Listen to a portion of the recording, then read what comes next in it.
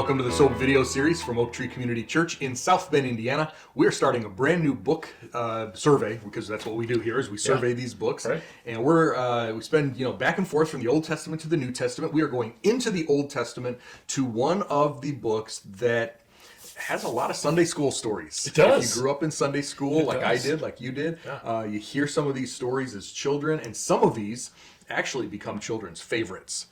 They do, and when you read them later, you kind of wonder why, right? Right, or what the significance of. Probably because they were being narrated and acted out maybe by your teacher, and we've got some stories about some kids in here and everything. So where are we going? We are in 1 Samuel. 1 Samuel. And anytime you hear that first, you know that there's probably a second. Probably going to be a second. Too. Yeah. So this book covers the time. It starts out before the nation of Israel has kings, right? And it covers the first couple kings in there. So we have 1 Samuel and 2 Samuel, and then we also have 1 King and 2 King, and then 1 and 2 Chronicles too that we were talking about. So why would we have 6 books on the same thing? Yeah. So basically, the book of 1 Samuel starts during the time of the judges. Okay, Samuel is born during the time of the judges. Actually, we were looking at this before Samson. He and Samson may have been born around similar times, and he grew up during Samson's rule or judgeship. And then Samuel is going to become basically the last judge of Israel before we get into the kings, right? Right. So originally, the 2 books of Samuel and the 2 books of Kings in the Hebrew Bible are combined into just 2 books. Yeah, so it's the book of Samuel and the book of Kings.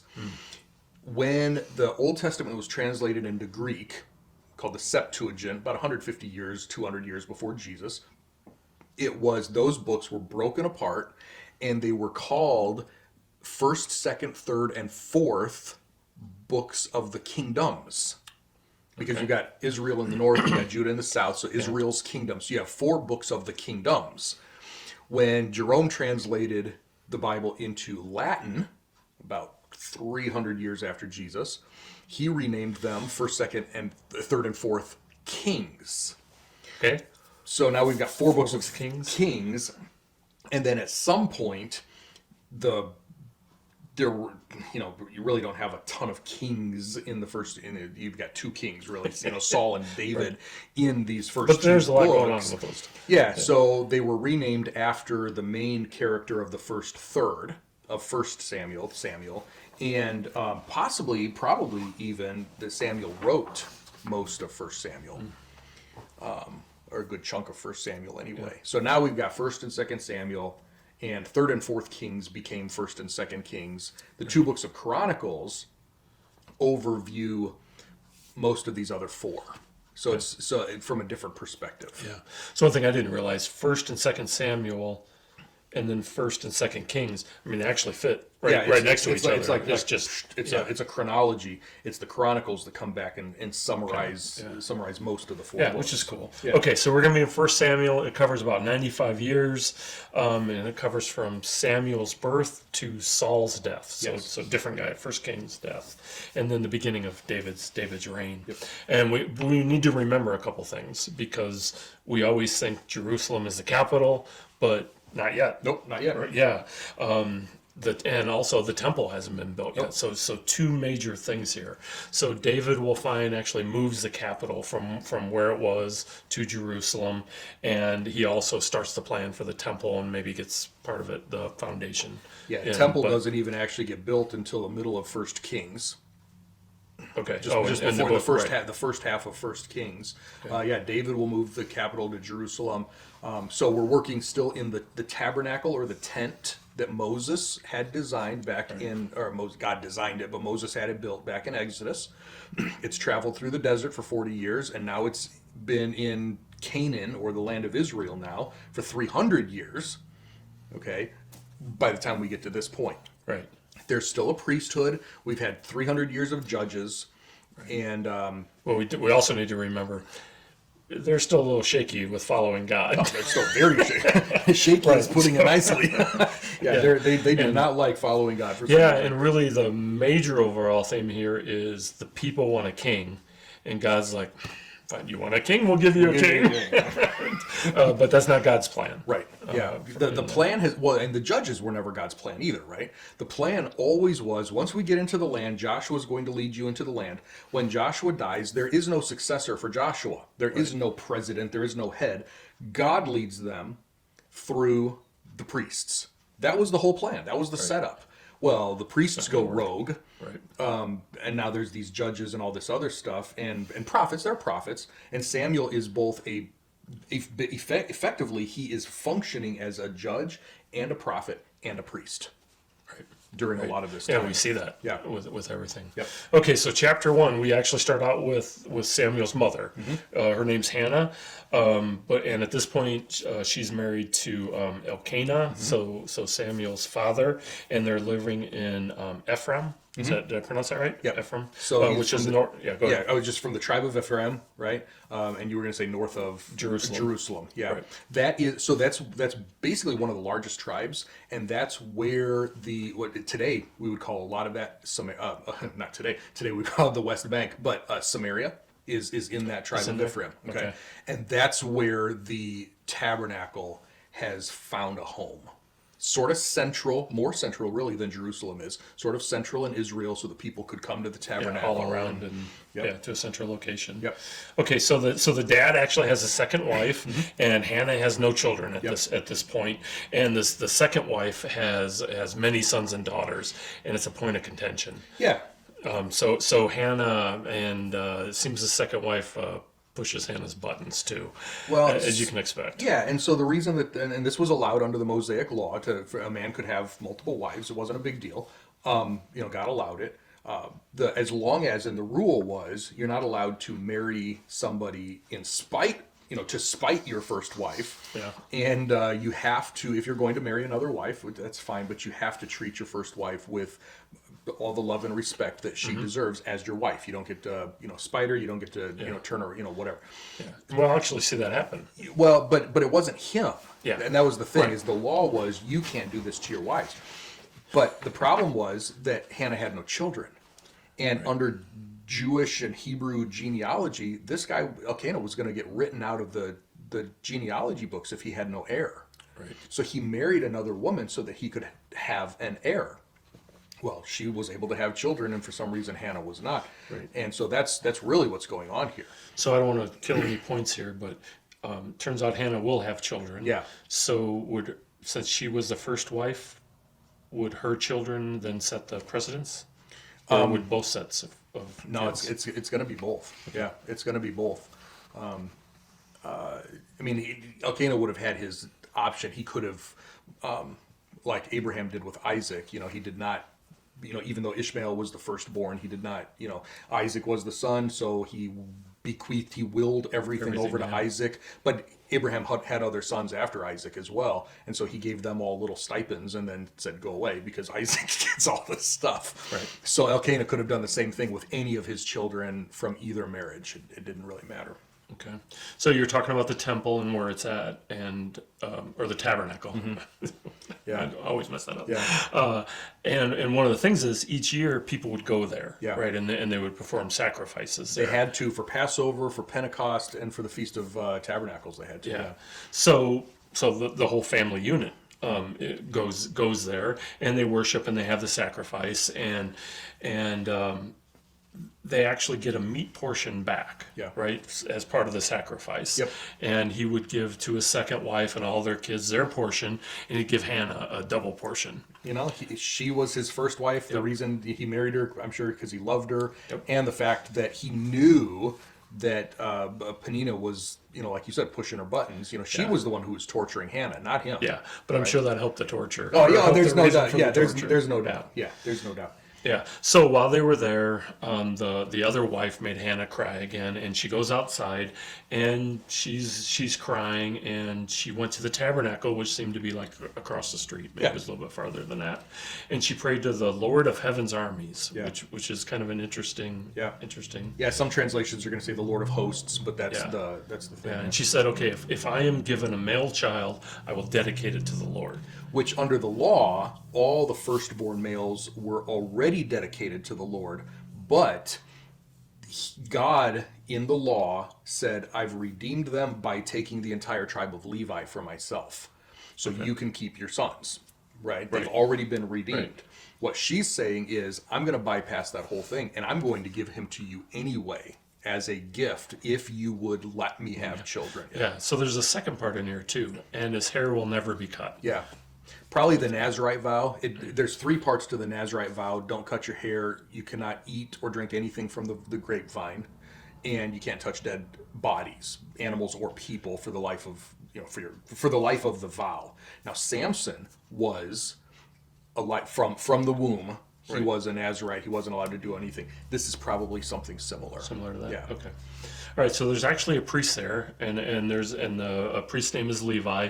Levi hears. Oh, sorry. Yeah, Levi. that's right. I just said the Levites. Yeah. He heard Hannah's prayer. There was definitely a mix-up. They get the mix-up resolved, and he prayed over Hannah, and she felt better. Yeah. So they go back to their homeland. She actually gets pregnant. Yep. Has a son. Yep. And after the son is weaned, they come back to where Eli is, and she dedicates the son. Yeah. So what's going on? She's actually so weaning was about 3 years. So they would nurse for about 3 years and then wean the child. And so we've got a toddler here who she came back, and let me it's only about 20 miles away, because Shiloh was in the tribe of and they're going there every Ephraim, year. and they lived, Ramah was only about 20 miles from Shiloh, give or take. Okay, so it's not like they're forever away, right? She can come and visit if she wants to or whatever. And they were, like you said, they were there multiple times a year. Okay. But yeah, she's like dropped him, like, not at the doorstep or anything. That's kind of the way it sounds. But she had already but she actually says, I don't know if you remember me from 3 years ago, but 4 years because of gestation, right? 4 years ago, but I was the one who was praying. You thought I was drunk. You prayed over me. I did have a son here. I told you I'm going to dedicate him to the Lord. I'm doing it. And like, he was okay with it, I guess. Right. Why, somebody. It's one of those things you're reading it. Okay, times change. Somebody drops a 3-4-year-old off at your doorstep, but yeah. Yeah. Okay. So that's chapter 1. Chapter 2, it starts out with, I think it's 10 verses where Hannah gives a really heartfelt prayer. Yeah. Now, if I have just dedicated my only son, that there was trouble conceiving, it took a while, my prayer would be about the son. Yeah, absolutely. Take care of him, help him to grow big and strong, make him do good things. Yep. And it would also be, hey, God, I held up my end of the prayer. Yeah. What's in it for me? Yeah. But that's not what this is. Nope. This is a prayer from somebody who is praying to God an awful lot. Yeah. And she seems to have her head really in the right place. And so as you're reading that in chapter 2, the first 10 verses, take some time with it. I think I read it 2 or 3 times. What's interesting is verse 11, following the prayer, says, then Elkanah went back home to Ramah. So it's not just her doing this, right? It's not just her doing this. So yeah, possibly she stayed for a while. And again, we're only talking 20 miles, right? It's not like there was, this, huge long distance. So it very well could be that she stayed to help raise him there at the tabernacle. Right. So Eli's not, got this toddler running around, type thing. Yeah, well, that's the deal. That's what it looks like. So, and so Elkanah went home, with his family, and so that's my guess. My guess. All right. So now Samuel is serving God under Eli, and who's a priest, and we'll also find out in a little bit that he's the high priest of the tabernacle. And Eli has 2 sons himself, and these sons are old enough that they were priests. And we also find out that they're very wicked. They're not good priests. Yeah. And there's a whole list of their wickedness in there. Just a couple things. They took more food than was allotted. They treated the Lord's offering as theirs. So basically stole food from God. Yeah. And a little thing that they may or may not have had sex with some of the female temple workers. And actually, it says they did have sex with them. And what I really think is maybe the worst part of it is Eli didn't do anything about this. Yeah, which was really... Yes, right. It's kind of odd. So it says Hannah would make linen robes for Samuel, and they would, see him on a yearly basis at least. Yeah, so Eli would bless them. So as he grew up, eventually she did, even if she stayed for a while, eventually she did move back home, and he became part of the temple or the tabernacle service, Right. And then she would see him, Right. At least annually, if not more Yep. often. And than it that, also said she had 3 more sons and 2 daughters. which is very cool. Yeah, it is. Yeah, Very cool. I like that. A Oh, great, and by the way, sorry, Yep, go you ahead. never hear about Penina again. yeah. She's gone. Not that she's gone, but she's out of the story. Right. Right. She caused trouble. God blessed Hannah, and you never hear about her again. Yeah, good point. Great verse that I found in chapter 2, verse 21, the second part of it. Samuel grew up before the Lord. Yeah. I thought that was cool. Yep. So then we skip some time, and now Eli's old, and he actually confronts his sons on what they've done, which I think is an awesome and a great thing. And I kind of worry, is it too little, too late? Way too little and way too late. Yeah. Right. Yeah. Right. But he specifically warns them about God's wrath. The sons ignore the father, and God decides to get rid of the sons. Yeah. Yeah. It actually says the Lord decided to kill them. Right. Yeah, I wrote that. I thought I was like, You know, I mean, how bad do you have to be for God to say, yeah, we're done. yeah, I've let you go on way too long, right?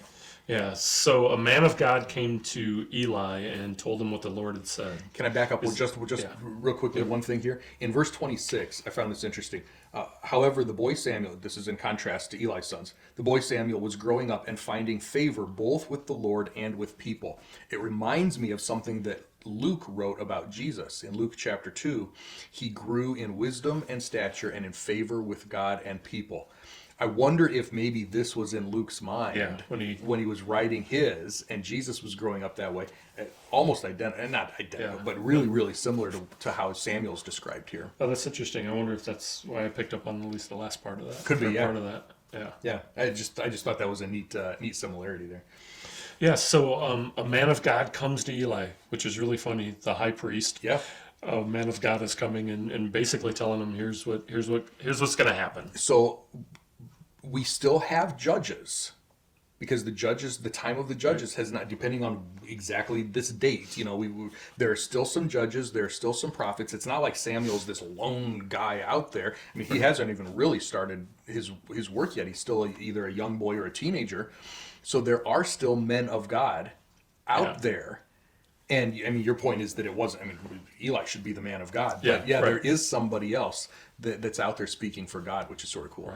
Right. He says a number of things. You can read them all. Probably the worst is, you have honored your sons more than you have me, which that's 100%. Yeah. But then there were some bad things that were going to happen, right? Like there's going to be no old men in your family.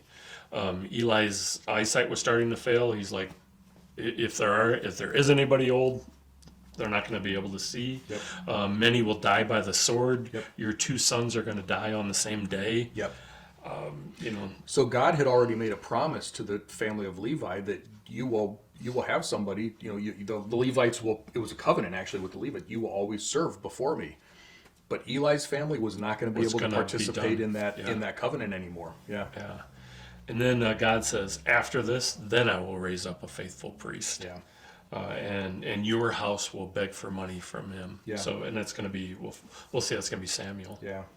Then chapter 3, I love that there's a little tidbit in here. The Ark of the Covenant shows up. Yep. And it's really funny because it's like, and then they move on to something else, but the Ark does come into play. Yeah, later. I think that's setting it up for next week's reading, right? Yeah. Yeah, but this is the Ark of the Covenant, and it's at the same place where Samuel is, which is that's way the tabernacle. cool. That is where he is serving. Right. Now you wouldn't think, especially little kids, wouldn't have a lot of access to it, but at least be able to see it. No, because it's going to be in the most holy place, right? It's behind the temple. So only the high priest goes in once a year, Day of Atonement, to do that. And I'm not sure. It says the boy Samuel. I'm not sure where he's at. It does seem like some time has passed. Here. Yeah. I think there's probably maybe he's a young teenager by this point. Yeah. He's serving. He's the one who's responsible for opening the doors in the morning. So he's got some responsibility. He's he knows what he's doing now. It's not like he's 5 years old and mom is still checking on him type thing. Right. So then we hit one of those stories that you were talking about that always show up in Sunday school. Yep. So Eli's old. His sight is failing. He's lying down. Samuel is lying down. I always picture it early in the morning. Yeah, probably not time to get up. Yeah. And they're in separate rooms. And 3 times God calls to Samuel. And we don't know it's God at first. Not right? yet. Right. And Samuel runs in the room to Eli. Here I am. and Stop waking me yeah, up. hey, what are you doing? Eli's yelling at him. Oh, I didn't call you. And then Eli finally figures that out. Okay, next time, wait, say, here I am. Well, that's the thing. Speak, your servant is listening. So nobody else is in the building, right? Oh, but God is in the building. Yeah. And what we're going to find out at the end of chapter 3 is that God hasn't been talking, right? At the beginning of chapter 3, receiving a message from the Lord was rare in those days, right? God hasn't been talking to people. Right. And so Eli, I mean, there's some spiritual insight here where he picks up on, if you're hearing a voice, somebody's calling you, that's pretty significant. If it's not me, God's the only other person in the building. Yep. So I think it's cool that Eli was still sensitive enough that he was able to pick up on that. Yeah, but yet I know. he has. Well, it seems like he has a number of chances to fix it, and he chooses not to. Yeah, right. So God speaks to Samuel, and then Eli made Samuel, spill the beans on what was going to happen. Well, and it was really bad stuff of what God was going to do to Eli's family. And Samuel, I mean, you don't want to say all that, right? But Eli already knew it, yeah, right? That it was going to happen. But hearing it again had to hurt. Yeah. But the big things, God is going to do something big in Israel, and like you said, God hadn't made His presence known very often, so this is a big deal. Something big is going to be happening. Yep. And then He's going to carry out everything that He said against Eli and his household. And Eli comes back with, "The Lord will do what He pleases." Yep. Kind of shut down the conversation there. I mean, what is he supposed to say? Oh no, I mean, God has already told him once now. Yeah. Well, I'd like to think I would act different, and maybe I wouldn't. I'd like to think that I would. And then the last point is all of Israel realizes that Samuel is a prophet of the Lord. Yeah. Right. God had talked, and I think it goes back to Eli saying, we heard. Yeah. He heard from the Lord. We need to listen to this guy. Yeah. Verse 19 is really cool. Samuel continued to grow, and the Lord was with him. None of his prophecies fell to the ground unfulfilled. I just like that wordplay there because you think of words going out there, and if under the Mosaic law, if a prophet makes a declaration and it does not come true, he's a false prophet and he needs to be executed. They had to have a 100% perfect fulfillment rate. So we don't know what God was speaking through Samuel. Right. But whatever it was, every time, Yeah. he was proving to be a prophet of God, even as a young man, while some of these other judges were still judging in their areas. Right. And then once they stopped, now Samuel is the guy. He's been proven to be the guy. Right. And we're going to find out for 20 years he's been proven to be the guy. Yeah. And we got a little gap when next week starts. Yep. Yeah. But that's the end, right? Good introduction to this book. First 3 chapters, bringing the backstory to it, and how we get to this part. Next week is going to be kind of cool. There's some wars that happen. They lose something significant. Well, things speed up starting with next week. The next couple of chapters, things really start speeding up. Right. And from a timeline perspective, I mean, these first 3 chapters could have taken 20 years. Right. Things are going to start really picking up here faster. Yeah. So hopefully that was interesting, enjoyable. Pointed out a few things that maybe you had forgotten, maybe you wouldn't catch. As always, if you have questions, comments, encouragements, whatever, send those in. We love to hear those, and if they are questions, we can answer those for you. Next week we'll pick up here with chapter 4. Until then, hope you have a great time reading this. Make sure you subscribe and share this with those who you think could benefit from this as well. See you next time. Bye, everybody.